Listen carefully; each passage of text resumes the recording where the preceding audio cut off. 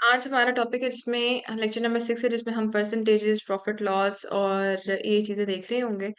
सही है। उसमें हम लोगों ने ये देखना है, फॉर्मूलाज होता है सिंपल और उससे आपने कैलकुलेट करनी होती है वैल्यूज। मेन हमारा जो फोकस है that would be on the formulas. आसान है, ज्यादा लंबा लेक्चर नहीं है, इट वुड बी इजी। अब हम क्योंकि पहले एवरेज वगैरह निकाल चुके हैं, फ्रैक्शंस हमें डील करने आ गई हैं, हमने एलसीएम देख लिया है, एचसीएफ देख लिया है, हमने ये देख लिया कि परसेंटेजेस जो है हम किस तरह से फ्रैक्शंस को कन्वर्ट करेंगे, हम शेयर्स कैसे निकालेंगे। अब बस हमने उनके फॉर्मूलाज देखने हैं कि किस तरीके से फॉर्मूलाज के थ्रू ये हो रहा है। सबसे पहले हमने बताया है कि percentage means a number or a ratio expressed in terms of fractions of 100। अब हम जब बात करेंगे 1/100, यानी अगर हमने 100 पार्ट्स कर लिए, परसेंटेज का मतलब ही 100 है, परसेंट है, तो हम 100 में से देखेंगे। अगर आप 1/10 कर रहे हैं तो ये परसेंटेज नहीं है आपकी। 1/100 जो है ये आपकी परसेंटेज है। It is denoted by the sign, ये परसेंटेज का साइन है। हम जब ये यूज करेंगे तो इसका मतलब है परसेंटेज। अगर हम एक सर्कल बनाते हैं और उसके हम 100 पार्ट्स करें, फॉर एग्जांपल ये अब जैसे 4 है, फिर ये 6 हो गए, 8 हो गए, जब ये 100 पार्ट्स हो जाएंगे, इसमें से जितने पार्ट्स को हम ले रहे होंगे वो जो है आपकी परसेंटेज हो जाएगी out of 100। In the abbreviation use to represent the percentages PCT और पीसी, ये दोनों अगर आपको कहीं लिखा आ जाए क्वेश्चन के अंदर, इसका मतलब है this is percentage. In other words, the percent or the percentage is defined as how much of one quantity is made by the different quantity, कि कितने पार्ट ऑफ एक क्वांटिटी जो है वो दूसरी पार्ट ऑफ क्वांटिटी से different है, and it is evaluated about 100। कि 100 पार्ट्स में से अगर हम देख रहे हैं कि 100 हमारा पार्ट्स हैं, तो 100 पार्ट्स में से हमारे पास कितने पार्ट्स ऐसे हैं जो आपस में कंपैरिजन जिनका हम कर सकते हैं।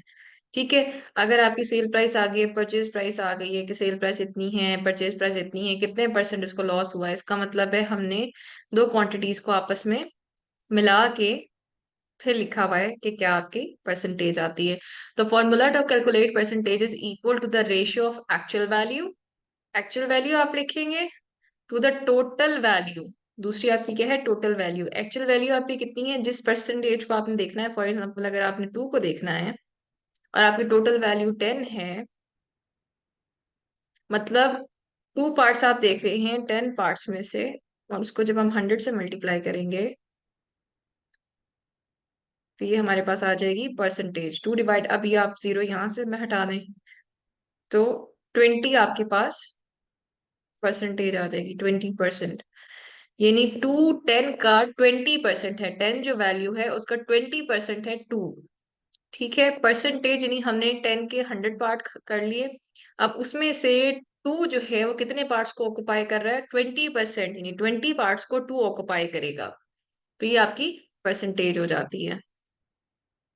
सिंपल सी बात है, एक्चुअल वैल्यू को जब आप टोटल वैल्यू से डिवाइड करेंगे, यानी जितनी आपने देखनी है परसेंटेज की, जी आपने मैट्रिक में जितने नंबर लिए हैं और टोटल नंबर कितने थे, उनको जब आप आपस में डिवाइड करके 100 से मल्टीप्लाई करेंगे तो वो आपके पास क्या आ जाएगा, परसेंटेज, कि आपने इतने परसेंट नंबर गेन किए हैं। फॉर एग्जाम्पल जैसे आपके मैथ में 75 मार्क्स आए हैं, टोटल मार्क्स 100 थे, और आपने परसेंटेज निकालनी है तो आप इससे मल्टीप्लाई करेंगे 100 से, 100 कैंसिल हो जाएगा, इसका मतलब है आपने 75% नंबर लिए हैं मैथमेटिक्स में। सिंपल, ये आपके पास आ जाती है परसेंटेज। आप ये एग्जांपल्स देख लें। स्टूडेंट ने 1156 मार्क्स लिए हैं 1200 में से। ठीक है। अब हमने इसकी परसेंटेज निकालनी है, calculate the percentage of the marks secured by the student. ठीक है। अब हमने जो एग्जाम्पल को देख के अंडरस्टैंड करना है कि किस तरीके से इसका प्रोसेस चलता है। नंबर 1 हमने देख ली, पहले हमने क्या निकाली वैल्यू, कि ये उसके ऑब्टेन मार्क्स हैं, फिर टोटल मार्क्स कितने थे, और क्योंकि हमने परसेंटेज निकालनी है तो हम इसे 100 से मल्टीप्लाई कर देंगे। टोटल नंबर्स इनको जो ऑक्टेन नंबर्स को हमने डिवाइड किया टोटल नंबर से, तो ये आ गया 0.9633। इसको आप जब 100 से मल्टीप्लाई करेंगे तो आपके पास आंसर आ जाएगा परसेंटेज का। 96% मार्क्स लिए हैं उसने। जो हमने अभी पहले जिस तरह से नंबर लिए थे, उसी तरीके से जो है ना, ये हमने पिछले वाले एग्जाम्पल में परसेंटेज ली थी, हम इस एग्जाम्पल में भी इसी तरह से परसेंटेज ले रहे हैं कि ऑब्टेन मार्क्स लेंगे, divide by total marks into 100, तो आपके पास क्या आ जाती है, परसेंटेज। अब उसके बाद हमारे पास सेकंड ये है example, find the percentage of ripened apples. क्या आपके पास एप्पल है, उनमें से पके हुए मतलब जो ईटेबल हैं वो कितने हैं। अगर टोटल नंबर ऑफ एप्पल्स 10 है, सॉरी, राइप एप्पल्स 10 है और टोटल नंबर ऑफ एप्पल्स 60 हैं, यानी एक बास्केट है जिसके अंदर 60 एप्पल्स पड़े हुए हैं, जिसमें से पके हुए यानी जो वो है 10, जो राइप हो गए हैं, बाकी हमने जो है देखने हैं कि वो कितने होंगे।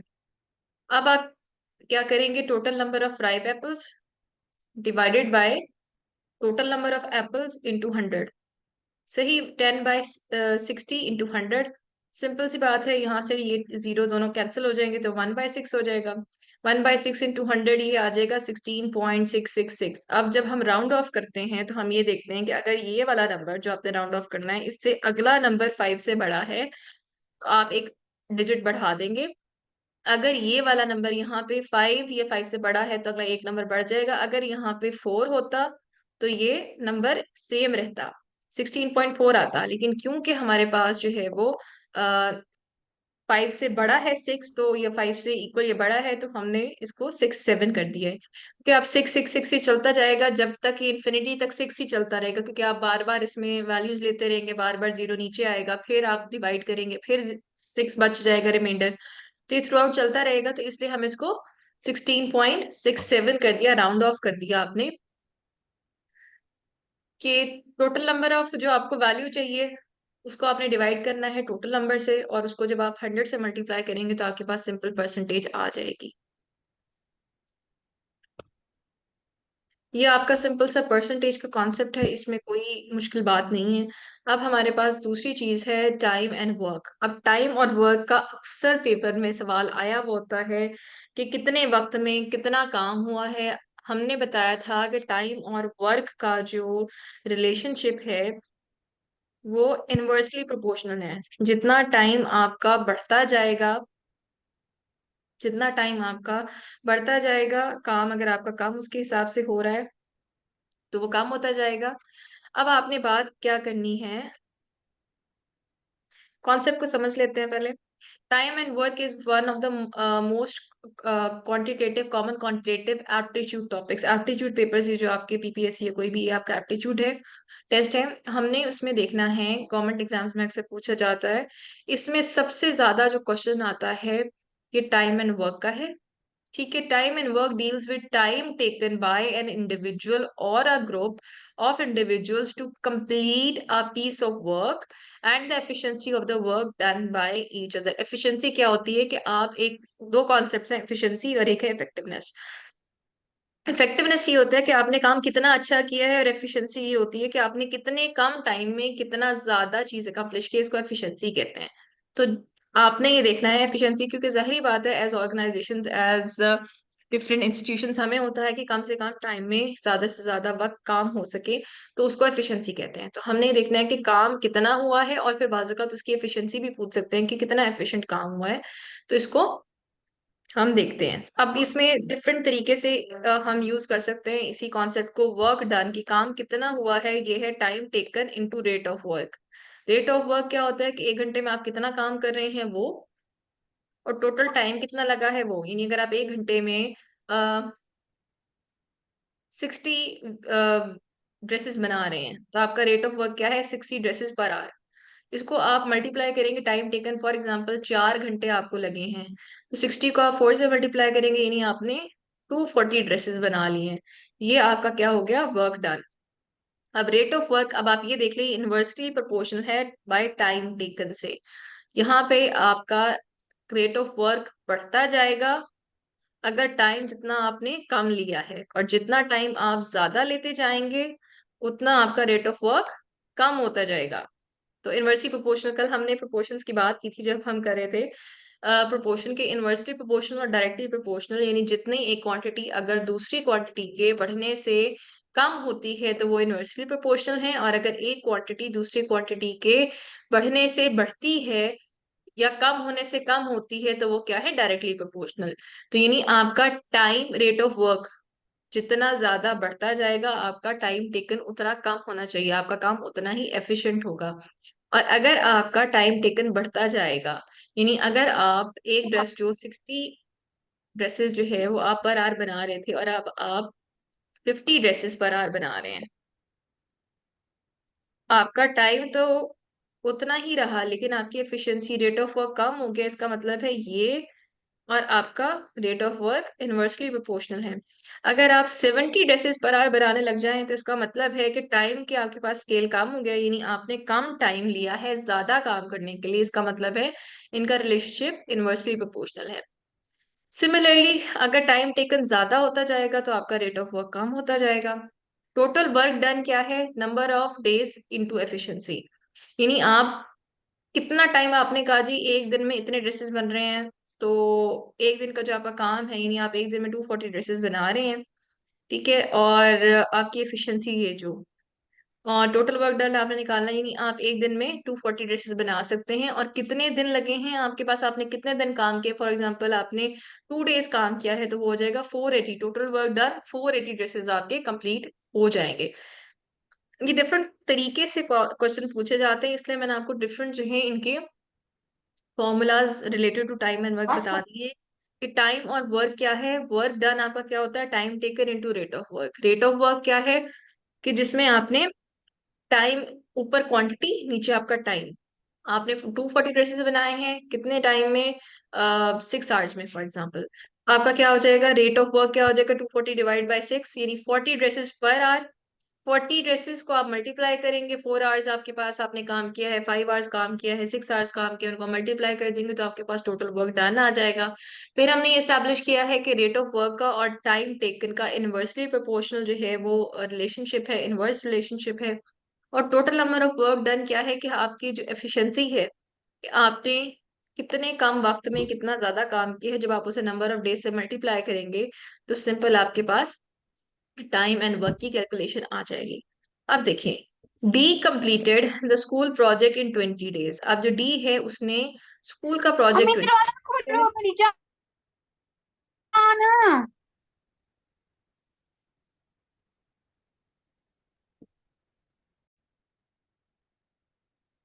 जो डी है उसने 20 डेज में एक प्रोजेक्ट किया है स्कूल का। अब आपने बताना है ए कितने दिनों में वही काम करेगा अगर वो 25% मोर एफिशिएंट है डी से। 20, डी ने जो है वो 20 डेज में काम किया है, ठीक है। और ए जो है उससे 25% मोर एफिशिएंट है। परसेंटेज आ गई अब आपके यहाँ पे, इन क्वेश्चंस में आपकी परसेंटेजेस यूज होती हैं, ठीक है। तो अब उसे कितने दिन लगेंगे। अब करना क्या है, हमने पहले हमने निकाला कि जो ए है वो एक्स डेज में काम करेगा, ठीक है। अब ए और डी की जो रेशियो ऑफ टाइम है वो 125 × 100 है। क्यों, क्योंकि 25% ज्यादा है। अगर एक बंदा एक काम 100 डेज में कर रहा है तो दूसरा बंदा वही काम, क्योंकि वो 25% एफिशिएंट है, वो 125 अचीव कर लेगा। 20 डेज में अगर एक बंदा 100 अचीव कर रहा है तो दूसरा बंदा 20 डेज में 125 अचीव करेगा। बात समझ आ गई आपको, क्योंकि हमने बात की थी कि डी से 25% ज्यादा एफिशिएंट है ए।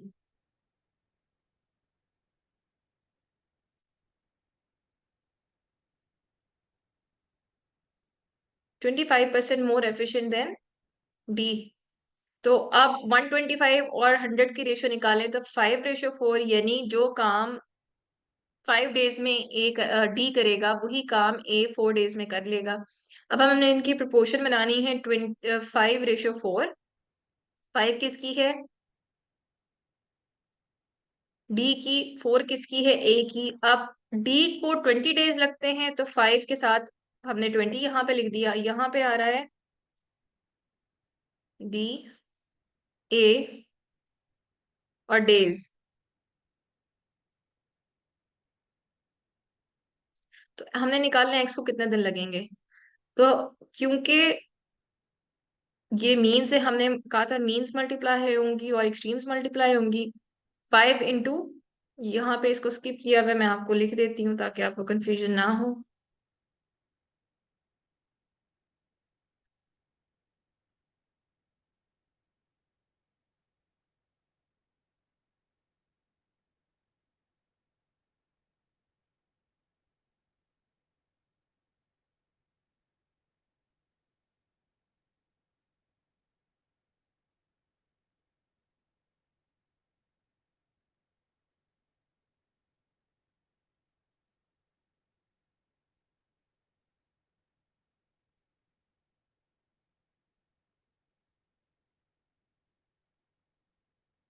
जब आप 80 को 5 से डिवाइड करेंगे तो आपके पास एक्स आ जाएगा 16। सही है। ये हमने सिंपल सा क्वेश्चन हमने किया है। अब होता ये है कि बाज़ औक़ात हमें समझ नहीं आती कि हमने क्वेश्चन को अटेम्प्ट किस तरह करना है। इसमें समझने की बात बहुत आसान है कि सबसे पहले आपने देखा है कि डेज, आपके पास सिर्फ डेज की वैल्यू दी हुई है और उनका वर्क की एफिशिएंसी दी हुई है। यानी एक बंदा अगर उससे ज्यादा एफिशिएंट है, हमने 20 डेज की बात की, तो वही चीज दूसरा बंदा कम दिनों में कर लेगा क्योंकि वो उससे 25% ज्यादा एफिशिएंट है, यानी वो कम वक्त में ज्यादा काम अचीव कर लेता है। इसका मतलब है नंबर ऑफ डेज कम होंगे। पहली बात, यहाँ से एक चीज एस्टेब्लिश हमने ये कर ली। दूसरा, हमने उनकी एफिशिएंसी को सिंप्लीफाई करने के लिए कर दिया कि एक अगर एक काम 100% करता है तो दूसरा उसी काम को 125% कर लेगा। 100% करने के लिए कितने दिन चाहिए? 20। 125% काम करने के लिए कितने दिन चाहिए होंगे, ये हमने निकालना है। रेशो हमने इनकी बना ली 5:4। 5:4। अब यानी डी का जो है वो 5 है रेशो और ए की है 4, और उसके साथ उनको डेज कितने लगते हैं? 20:x, क्योंकि हमने नंबर ऑफ डेज निकालने हैं। फिर हमने सिंपल सी बात की थी कि हम मीन्स को मल्टीप्लाई करेंगे और एक्सट्रीम्स को मल्टीप्लाई करेंगे। जब हमने मीन्स को मल्टीप्लाई किया 80 आ गया, एक्सट्रीम्स को मल्टीप्लाई किया 5x आ गया। जब हमने x की वैल्यू निकालनी है तो आपने 80 को डिवाइड कर देना है 5 से, तो आपके पास 16 आ जाएगा। अब अगला क्वेश्चन है, to complete a piece of work Sameer takes 6 days and Tanveer takes 8 days। अब एक ही काम है, उसको करने में समीर को लगते हैं 6 दिन और तनवीर को लगते हैं 8 दिन। अलग अलग जब ये काम करते हैं। अब समीर और तनवीर जो है इस काम को करने के 240 लेते हैं रुपीज, सॉरी 2400 रुपीज लेते हैं। 6 days में उस काम को समीर कंप्लीट कर लेता है, 8 days में काम कंप्लीट करता है उसी को, पीस ऑफ वर्क को, और 2400 रुपीज उनकी रेम्यूनरेशन है इस काम को करने की। व्हेन आमिर ज्वाइन, अब आमिर भी आ गया है। The work was done in 3 days। ठीक है, what amount was paid to Aamir. अब ये जब इकट्ठे काम कर रहे हैं तो ये सारा काम 3 दिन में हो गया। तो अब आमिर को कितने पैसे मिलेंगे? अब यहाँ पे total work done by Sameer and Tanveer is, Sameer कितने दिनों में करता है? 1/6 डेज में, तो 1/6 हो जाएगा। तनवीर कितने डेज में काम करता है? 1/8 हो जाएगा, क्योंकि हमने नीचे वाला ये जो 24 है, ये हमने एलसीएम निकाल के किया है। हमने ये देखना है कि अगर ये इकट्ठे काम करेंगे तो कितनी परसेंटेज आएगी। अब इकट्ठे काम करने के लिए हम इनको एक साथ क्यों नहीं ले सकते, क्योंकि यहाँ पे 6 है, यहाँ पे 8 है। फिर हमने एलसीएम निकाला है, वो हमारे पास 24 आ गया। अब हमने जब इनका एलसीएम जो है वो, अच्छा ये आपकी क्लास अब बंद हो जाएगी। ठीक है, इसके बाद जो है ना मैं इसको दूसरी क्लास से कंटिन्यू करती हूँ, आप लोग उधर ज्वाइन कर लें। मैं भी आपको लिंक भेज रही हूँ।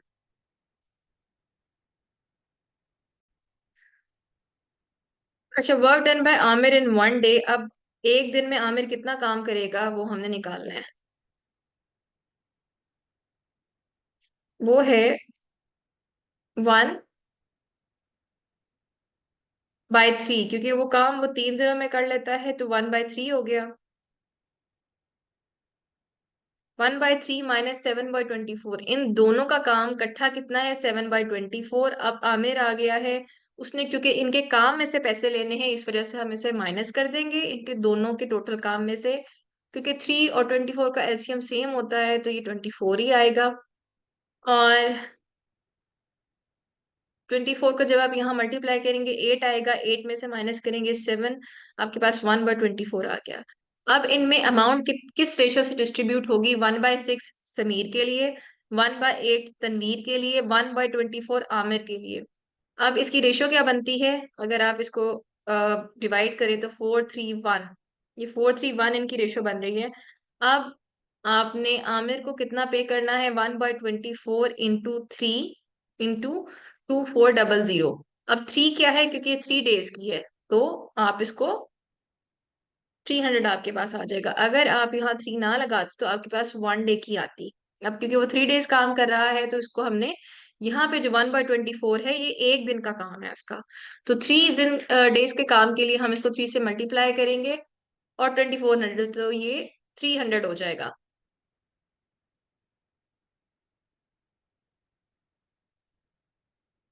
क्वेश्चन में क्या बात पूछी गई थी कि एक काम को कंप्लीट करने के लिए समीर जो है वो 6 डेज लेता है, तनवीर 8 डेज लेता है, और टोटल इनको पैसे कितने मिलते हैं इस काम को करने के, 2400। अब जब आमिर ने इनको ज्वाइन किया है, तो जो काम ये तीनों के एक 6 दिन में करता था, एक 8 दिन में, वो 3 दिन में हो रहा है। तो आपने टोटल वर्क निकालना है कि टोटल वर्क कितना होगा और आमिर को इसमें से कितने पैसे मिलेंगे। अब 1/6 हमने क्यों किया है, 1/8 क्यों किया है, समीर के 6 डेज है, 1/6 है, तनवीर के 8 डेज हो गए हैं, वो 1/8 है। अब आमिर जो एक दिन में काम कर रहा है वो कितना है, उसके लिए हमने क्या किया, क्योंकि वो 3 दिनों में काम कर रहा है, तो 1/3 हो गया, माइनस 7/24, क्योंकि 7/24 जो वर्क है वो किसका वर्क है, समीर और तनवीर का। समीर और तनवीर के टोटल वर्क में से जब आप आमिर का वर्क माइनस करेंगे, तो वो बनता है 1/24, यानी आमिर 1/24 काम करता है। अगर आप इन रेशियोज को जो है वो इग्नोर भी कर दें, रेशियो वाले पोर्शन पे ना जाएं, ये भी आपको उन्होंने सिर्फ बताया हुआ है। अगर आपने आमिर की निकालनी है, अभी तो हम आमिर की निकाल रहे हैं, अगर आप समीर की निकालेंगे तो आप 1/6 से निकालेंगे, आप तनवीर की निकालेंगे 1/8 से निकालेंगे। इसी तरीके से आपने जब एक दिन की आमिर का टाइम निकाला है, वो 1/24 है। 3 दिन का क्योंकि उसने काम किया था, हम इसे 3 से मल्टीप्लाई करेंगे, और टोटल पैसे कितने, 2400, तो जब आप उससे मल्टीप्लाई करेंगे तो आपके पास 300 आ जाएगा।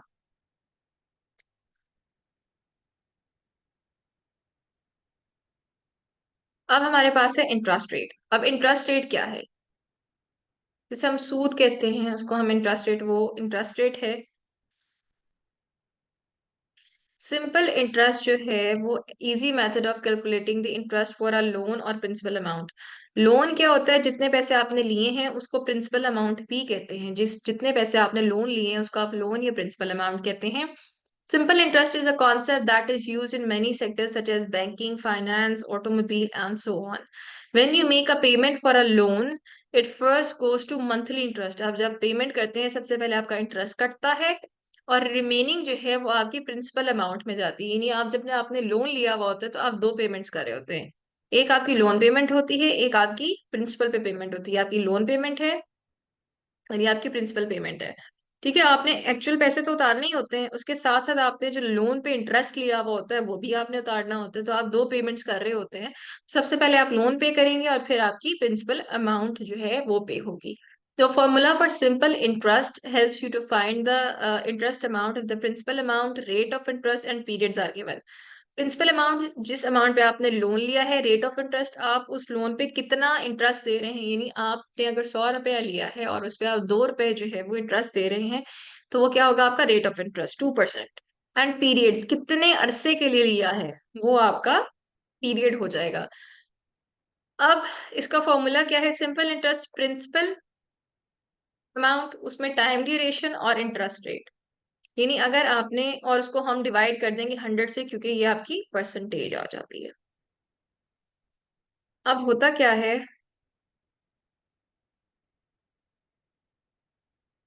आपकी प्रिंसिपल अमाउंट है 100 रुपए, टाइम ड्यूरेशन है आपका 2 साल फॉर एग्जाम्पल, और इंटरेस्ट रेट आपने उस पर 2% देना है। और आप इसे आपने 100 से डिवाइड कर दिया, तो आपके पास क्या आया, 4। तो आपका जो इंटरेस्ट है 2 साल में आप वो 2 रुपए देंगे, क्योंकि हर साल आपने 2% देना है, तो 2 साल में आप 4 रुपए देंगे, किसके ऊपर, 100 रुपए पे। और आपकी टोटल अमाउंट कितनी हो जाएगी, प्रिंसिपल प्लस इंटरेस्ट। 100 में आपका इंटरेस्ट जमा आपकी प्रिंसिपल अमाउंट है 100 रुपया, उसमें आपने इंटरेस्ट दिया है 4 रुपए, तो आपका जो टोटल इंटरेस्ट है by the end, total amount जो आपने पे करनी होगी वो आपने 104 रुपये पे करनी है, क्योंकि आप 2% इंटरेस्ट रेट के ऊपर अमाउंट ले रहे हैं। बात समझ आ गई आपको? अगर नहीं आई, हम इसको रिपीट कर देते हैं and then we will continue.